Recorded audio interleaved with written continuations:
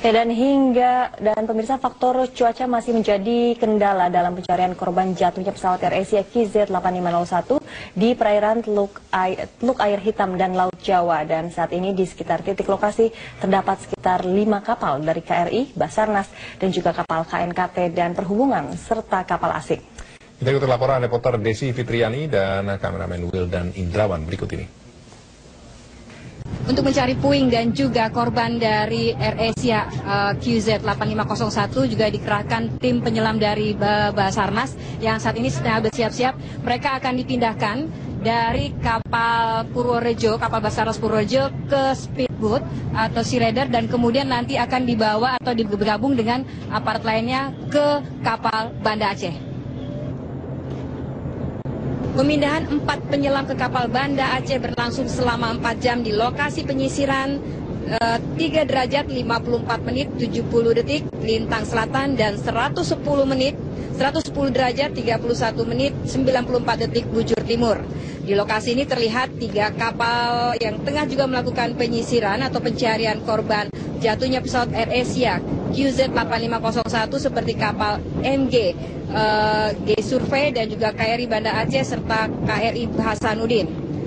Selain itu juga terlihat kondisi cuaca, tingginya gelombang sekitar 3-4 meter dan juga hujan yang terus-menerus sepanjang hari membuat para penyelam tidak bisa bekerja langsung untuk mencari puing-puing dan juga para korban dari jatuhnya AirAsia.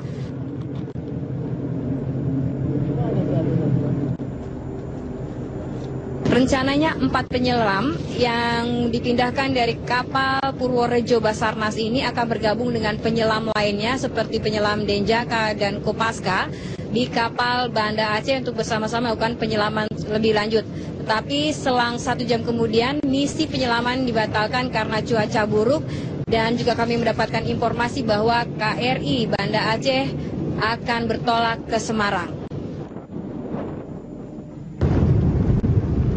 Masalah koordinasi dan faktor cuaca memperlambat dalam evakuasi ini. Dari perairan Kalimantan Selatan, Desi Fitriani, Will dan Indrawan melaporkan. Hasil mendeteksi objek berdimensi besar yang diduga adalah sayap atau bagian belakang pesawat AirAsia. Dan berikut kita simak wawancara reporter Metro TV Anggi Hasibuan dengan Komandan KRI Bung Tomo, Kolonel Yayan Sofian. Tertanam di kedalaman 29 meter, kita menggunakan side scan sonar. Ini adalah dalam skala besarnya, jadi kita bisa mendeteksi radius 150 meter ke kiri dan radius 150 meter ke kanan. Terus kemudian setelah kita analisa, kita klasifikasikan bahwa ini adalah kemungkinan besar adalah ekor pesawat. Ini membentuk seperti bentuknya segitiga. Kalau bisa di zoom lebih jauh lagi. Jadi itu yang temuan-temuan yang mudah-mudahan bisa bermanfaat tentang lokasi di mana terjadinya kecelakaan pesawat AirAsia dari Surabaya menuju ke Singapura. Terima kasih. Apakah memang benar sudah ditemukan titik koordinat dari lokasi pesawat? Titik koordinat yang saya katakan tadi, saya melokalisir ataupun menemukan di mana lokasi daripada kemungkinan itu adalah ekor pesawat. Kemungkinan ekor pesawat. Terus kemudian lokalisasi secara meluas yang seperti saya katakan tadi dengan adanya visualisasi sebaran korban. Terus kemudian material-material pesawat. Terus kemudian adanya tumpahan minyak. Nah, itu adalah indikasi-indikasi awal. Selanjutnya kita menggunakan peralatan sabotage profiling dan sebagainya, kita mendeteksi apa yang terjadi di bawah laut. Ternyata kita menemukan 2 kali kontak, menemukan yang pertama yang disinyalir sebagai ekornya pesawat, yang kedua adalah material platformnya pesawat berupa kalau tidak tabung ataupun pipa dengan ukuran 5 meter, yang pertama ukuran 7 meter. Sehingga dari analisa-analisa tersebut kami sangat yakin bahwa ini adalah lokasi di mana terjadinya kecelakaan tersebut.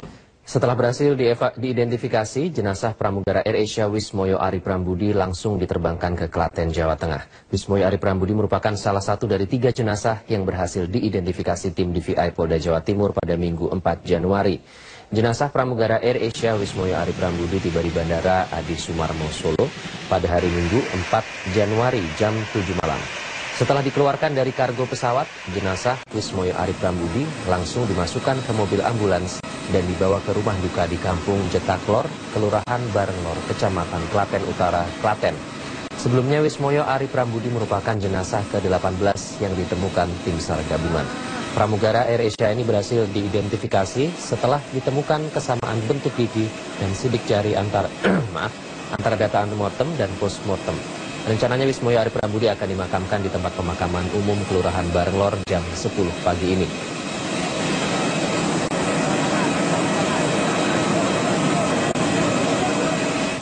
Keluarga korban pesawat AirAsia KZ8501 mengapresiasi kerja keras tim SAR untuk terus mencari korban. Keluarga korban yakin tim SAR akan menemukan semua jenazah korban AirAsia. Keluarga Mas Kur, salah satu korban insiden jatuhnya AirAsia di perairan Karimata, Kalimantan Tengah, hingga saat ini terus berharap agar 3 anggota keluarganya bisa segera ditemukan. Dari 4 anggota keluarganya yang menjadi korban, baru jenazah Hayati Lutfiah yang sudah ditemukan dan sudah dimakamkan di pemakaman Desa Gedangan, Sidoarjo. Keluarga Mas Kur mengapresiasi jerih payah tim SAR meski 3 anggota keluarganya belum ditemukan. Mereka menyampaikan ucapan terima kasih pada tim SAR dan berharap tim SAR bisa segera menemukan seluruh korban AirAsia.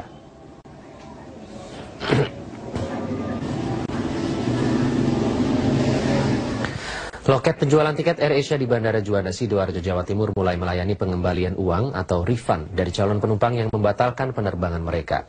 Aktivitas loket penjualan tiket AirAsia di Terminal 2 Bandara Juanda Sidoarjo, Jawa Timur berjalan normal. Selain rute Surabaya-Singapura, AirAsia juga melayani rute penerbangan lain, diantaranya rute Surabaya-Jakarta, Surabaya-Bandung, Surabaya-Kuala Lumpur. Khusus untuk rute Surabaya-Singapura yang dibekukan izinnya, AirAsia mulai melayani refund kepada calon penumpang yang membatalkan penerbangannya. Namun jika ingin tetap berangkat menggunakan pesawat AirAsia, calon penumpang harus transit terlebih dahulu di Jakarta selama 2 jam dan berpindah ke pesawat AirAsia lainnya.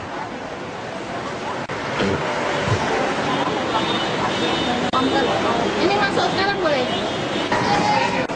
Dan kita akan bergabung dengan Putri Ayuning Tias yang memantau kondisi terkini dari Lanut Iskandar, Pangkalan Bun, Kalimantan Tengah.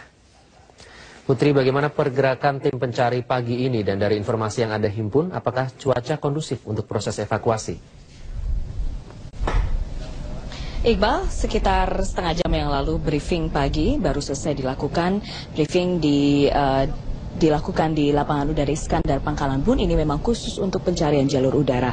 Dan di jalur udara pagi hari ini ada sekitar 15 helikopter dan juga ada 5 pesawat yang melakukan pencarian jalur udara. Untuk pesawat akan melakukan pencarian hingga ke tengah lautan, sementara untuk helikopter akan melakukan penyisiran hanya di wilayah pesisir pantai. Ada pesawat Korea Selatan, ada juga pesawat Rusia, pesawat milik Amerika Serikat, CN-295 dan juga Boeing rencananya juga akan melakukan penyisiran di wilayah laut. Dan untuk area pencarian pada pagi hari ini kembali diperluas. Kemarin lebarnya masih sama 90 mil laut, panjangnya mencapai 230 mil laut. Hari ini lebarnya 90 mil laut, panjangnya hingga 270 mil laut atau sekitar 44.900 km persegi. Dan ini wilayahnya sampai ke wilayah Banjarmasin. Jadi luas sekali, terus diperluas karena memang setelah hari ini memasuki hari ke-9 diperkirakan serpihan-serpihan dan juga titik-titik korban itu semakin jauh dari titik awal karena arus cukup deras di bawah di dalam laut sekitar 10 sampai 30 cm per second. Dan ini juga yang menyulitkan proses evakuasi yang berlangsung selama ini. Cuaca, BMKG tadi memberikan gambaran cuaca pagi hari ini di lokasi cukup baik untuk melakukan pencarian. Tapi memang harus diingat bahwa BMKG atau Stasiun Meteorologi Pangkalan Bun akan memberikan perkembangan cuaca terkini setiap 1 jam dan selalu diinformasikan, dan tentunya itu berubah-ubah dan tidak bisa dijadikan patokan. Cuaca yang saat ini terjadi di Pangkalan Bun yang Anda bisa lihat di sini memang cerah, tapi ini belum tentu menjadi patokan bahwa hal yang sama juga terjadi di wilayah laut, di wilayah Selat Karimata, Teluk Kumai hingga ke Laut Jawa. Iqbal. Bagaimana dengan keberadaan badan pesawat, Putri? Apakah sudah ada titik terang? Kemarin malam kami mendapatkan informasi bahwa memang objeknya didapatkan dari side scan sonar yang terpasang di kapal-kapal yang berada di zona most probable area atau zona tertentu. Zona ini saat ini ada sekitar 12 kapal atau 9 kapal berada di sana. Di antaranya ada kapal Amerika Serikat, ada kapal Singapura, ada kapal Indonesia, ada kapal Geosurvey dan kapal BPPT. Dan kesulitan terbesar adalah ketika untuk memastikan objek tersebut memang sesuai dengan apa yang diharapkan atau sesuai gambaran yang terdapat di sonar side scan sonar, karena gambar yang berada di scan itu memang terlihat hanya di layar berupa garis-garis bentuk, dan ini tentunya harus diverifikasi oleh penglihatan sebenarnya, visualisasi nyata. Dan ini sulit karena penyelam kemarin sudah diturunkan hingga ke kedalaman 33 meter, tapi kemudian tidak bisa melihat apapun, bahkan diistilahkan jarak pandang 0 meter. Jadi sangat sulit karena di dasar laut terdapat lumpur halus yang mudah sekali terbang dan airnya begitu keruh di kedalaman. Jadi kedalaman 10 meter masih ada cahaya matahari sedikit, 20 meter sudah sulit, 33 meter sudah gelap dan keruh. Ini menyulitkan penyelam. Tim SAR tidak berani berspekulasi sehingga penyelam harus ditarik ke atas untuk memastikan keselamatan mereka juga, Iqbal. Jadi belum bisa dipastikan, objek itu sampai hari ini belum bisa dipastikan. Baik, Putri Ayuni Intias melaporkan langsung dari Lanut Iskandar, Pangkalabun, Kalimantan Tengah. Terima kasih.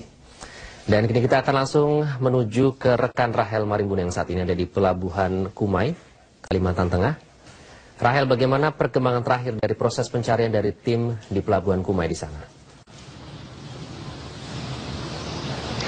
Iqbal, saat ini aktivitas di Pelabuhan Kumai memang tampak ramai, tapi hal ini dikarenakan adanya kapal penumpang yang merapat di Pelabuhan Kumai. Sementara itu untuk kapal-kapal yang bertugas atau yang akan melakukan pencarian, baik itu serpihan korban maupun juga badan pesawat, saat ini mereka keluar dari dermaga Pelabuhan Kumai ini untuk memberi tempat untuk kapal komersil ini. Namun aktivitas sampai saat ini memang belum ada kapal yang berangkat dari Pelabuhan Kumai untuk melakukan pencarian. Kalau malam tadi ada satu kapal yaitu milik SAR yang merapat, baru saja merapat, dan informasi lainnya ada beberapa kapal lagi yang akan merapat di tempat ini. Sementara upaya pencarian memang setiap hari sudah dilakukan, meski tidak ada yang terlihat bertolak dari tempat ini, tapi ada kapal-kapal yang memang sudah standby di muara Sungai Kumai ini yang setiap saat siap untuk kembali melakukan pencarian di Selat Karimata, bahkan di Laut Jawa, karena memang menunggu kondisi cuaca ketika memungkinkan mereka kembali melakukan pencarian. Upaya pencarian salah satunya juga dilakukan oleh KN Jadayat. Di atas KN Jadayat ini membawa tim dari KNKT yang bertugas memang untuk melakukan pencarian terhadap badan pesawat AirAsia KZ8501, dan upaya pencarian dilakukan memang dengan membawa sejumlah peralatan seperti side scan sonar, multibeam, dan juga finger locator yang merupakan alat khusus untuk menemukan keberadaan black box yang dicari selama ini. Dan upaya pencarian memang dilakukan atau tim KNKT tidak hanya menggunakan KN Jadayat, tetapi ada 2 kapal yang disediakan dari Kementerian Perhubungan, yaitu kapal Andromeda. Di atas kapal Andromeda ini juga ada tim KNKT bersama MPA dari Singapura yang tugasnya sama dan membawa alat yang sama juga untuk melakukan pencarian terhadap badan pesawat. Iqbal. Baik, terima kasih Rahel Marimbun melaporkan langsung dari Pelabuhan Kumai, Kalimantan Tengah. Anda masih bersama Metro Kini, kita akan langsung bergabung dengan Yarnes Foni di Lanut Halim Perdana Kusuma untuk mengetahui kondisi terkini terkait pengerahan bantuan pencarian korban pesawat AirAsia KZ8501. Yarnes, apa dan dari negara mana saja pesawat yang pagi ini diberangkatkan untuk membantu pencarian?